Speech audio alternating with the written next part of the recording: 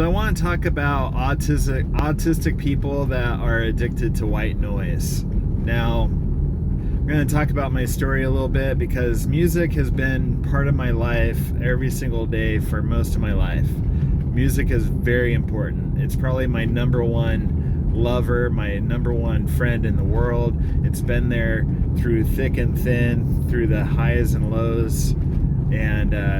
But with the white noise, I was thinking today, where did that start? Why do I always have to have white noise in the background? Like, I always have music playing, that's obvious, but I also have, I have air conditionings on. I always have to have something running. Right now we have 2 air conditioners. And I just, if it's dead quiet in the room, I can't sleep because I'm going to hear every little pin drop, every little noise. Plus, I sleep with earplugs, and it's still not good enough. So when I was a boy, my dad had a sailboat, and we used to sail around. And it just bored me to death because there's only so many things you can do on a sailboat. So I used to lay my head on the deck while my dad was motoring in or motoring out, and it had a big chug sound. It was a diesel motor, and it had a chug rhythm to it. It was predictable. It was a pattern, a nice chugging sound, and I could hear it through the wood deck. And so it used to just knock me out. I used to just fall asleep instantly with that chugging noise.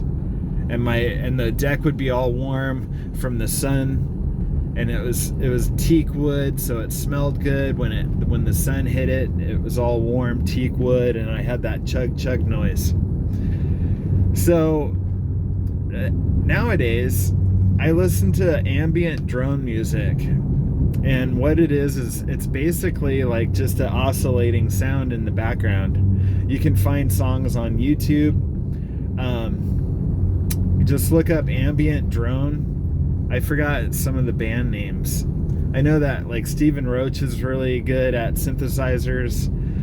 There's like a Siberian ambient drone channel that I'm really digging right now. And so that's always playing in the background. I don't even really like songs anymore where they're singing. Just like I don't like TV shows that are made up. I have to watch reality shows. I have to watch documentaries. I have to watch things that are real, because when I'm watching fiction, I know it's fiction, and I'm like, why would I entertain someone else's script, someone else's imagination, when I have my own imagination?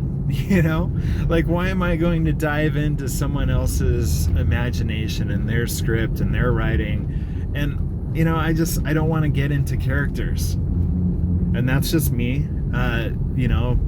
Maybe you're the same. There's a lot of autistic people out there that they can't handle fiction. They can't handle made up stuff. They can't handle BS. They can't handle being lied to. They can't handle practical jokes. And I used to hate practical jokes. I still do. You'll never catch me watching a show about practical jokes. I think it's cruel. I was picked on a lot growing up. The last thing I want to do is see people get hoodwinked, or psyched out, or played a trick on. I think it's cruel. It's such stupid energy to go around freaking people out with your jokes. I had a narcissistic friend. He used to lie to me all the time, and I hate liars because I'm gullible. People with autism are gullible, and they believe almost everything that people tell them. And I had a narcissistic friend. His whole life was based on lies, and he used to get off on tricking people. He would tell them anything to get a rise out of them. And who was his favorite target? Me. Because I was gullible, I was naive, and so he would say things, that freaked me out. And then he'd laugh 5 minutes later. So I'm just not about the whole made up scene. I'm not about the trickster BS. I want real, I want authentic. Even when I was growing up, my best friends were older than me. Maybe, when I was 18 to 20, my friends were twice my age. My first girlfriend was twice my age because she was no BS. She was real. She turned me on to literature and fine art and red wine and the whole Beat generation, the Jack Kerouac, Ken Kesey, Allen Ginsberg writers, because they spoke from the heart. And back in the 50s, that was real. I mean, that was a big deal to just speak your mind spontaneously on paper. Jack Kerouac used to have these run-on sentences that lasted 3 pages, And of course, he was on Benzedrine, and he was hopping trains and hitchhiking and taking speed and drinking. So yeah, some of the pages are just borderline coherent, but it was still his thoughts, his personal thoughts. And I love people that just get deep and talk their real thoughts. There's so many people that are sugarcoating things now, and they don't want to rock the boat, and they want to keep peace, but you can tell that they're being fake. They're being passive aggressive. They're like, oh, it's okay, and then an hour later you find out that it wasn't okay, and they don't like you anymore because you did something. So I don't know, those are a couple thoughts about being a guy with autism, Asperger's.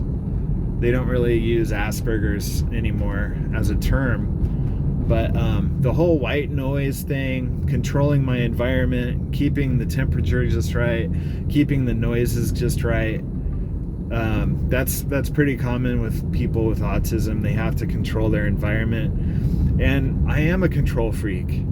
My dad had autism. He was never diagnosed, but we were both, growing up with my dad, we were butting heads all the time, because he was a control freak, I was a control freak, and I wanted things done my way, he wanted things done his way. He had a scary temper, and so I just stayed in my room, rocked back and forth, and listened to music. That was my escape. And then when I was 17, I discovered alcohol, and that was like a magic carpet ride for like 15 years. And then it nearly destroyed me, almost died several times.